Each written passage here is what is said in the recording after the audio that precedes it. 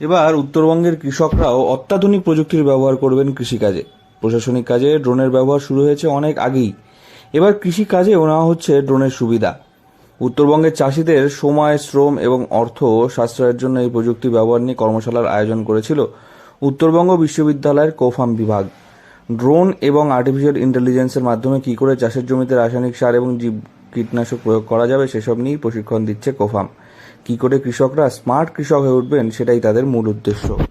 এই যে drone and artificial intelligence উপরে আমরা একটা ওয়ার্কশপ রাখি কি আর্টিফিশিয়াল ইন্টেলিজেন্স অ্যান্ড ড্রোন কীভাবে আমাদের এগ্রিকালচার ল্যান্ডস্কেপটাকে চেঞ্জ আনতে পারে আমাদের উত্তরবঙ্গে। ড্রোনের নানা ধরনের ইউজ আছে, ফার্টিलाइजर स्प्रे करा हो, चाहे पेस्टिसाइड स्प्रे करा हो, हाँ, चाहे अगर आपको क्रॉपिंग मैपिंग करना है, अगर प्लांट का अगर डायग्नोसिस करना है কোথায় কোন পার্টে মানে অসুবিধা আছে গাছে সেটাও আপনাকে পিকচার নিয়ে আপনাকে দিতে পারে, আর এআই অ্যানালাইসিস করে দেবে কী প্রবলেম হয়েছে। তো এআই অ্যান্ড ড্রোন টেকনোলজি এক রিভলিউশনারি চেঞ্জ আনতে পারে আমাদের উত্তরবঙ্গে। তো অন্য দেশে তো এগুলো তো হচ্ছে, কিন্তু আমাদের उत्तरबंगे किसी से पीछे नहीं रहे, इसी करके हम लोग के उद्देश्य था वर्कशॉप रखने का कि हम लोग का फार्मर भी एडवांस टेक्नोलॉजी से एम्पावर्ड हो, तो सारा ज्ञान मिले और वो दुनिया के साथ कदम से कदम मिलाकर टेक्नोलॉजी के माध्यम से वो भी आगे बढ़ सके। ये मेन उद्देश्य। প্রশিক্ষকদের কথায় এতদিন 1 একর জমিতে চাষিদের কীটনাশক বা সার প্রয়োগ করতে 6 থেকে 8 ঘন্টা সময় লেগে যেত, কিন্তু ড্রোনের মাধ্যমে মাত্র 8 মিনিটে 1 একর জমিতে কীটনাশক অথবা রাসায়নিক সার স্প্রে করতে পারবেন চাষিরা। এর ফলে তাদের সময়, শ্রম এবং অর্থ তিনটি সাশ্রয় হবে। এছাড়াও এআই এর মাধ্যমে কোনো ফসল খারাপ হয়েছে সেটাও ধরে ফেলতে পারবে এই ড্রোন।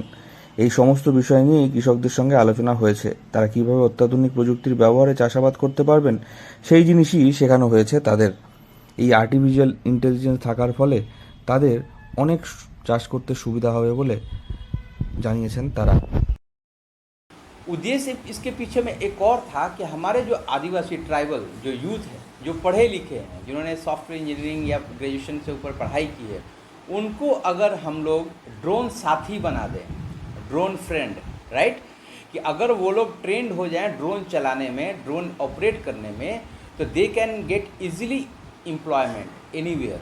और मिनिमम आज जो ट्रेन ऑपरेटर का जो सैलरी है वो 25 से ऊपर से शुरू होता है, और वर्ष के 60 से 70 भी हो सकता है अगर बढ़िया है तो ये हम मेन ये था कि यूनिवर्सिटी ड्रोन साथी बोल के हम लोग चला रहे हैं कि ताकि युवाओं को करके उनको नौकरी के लिए चाहे रोजगार के लिए हम लोग कुछ कर।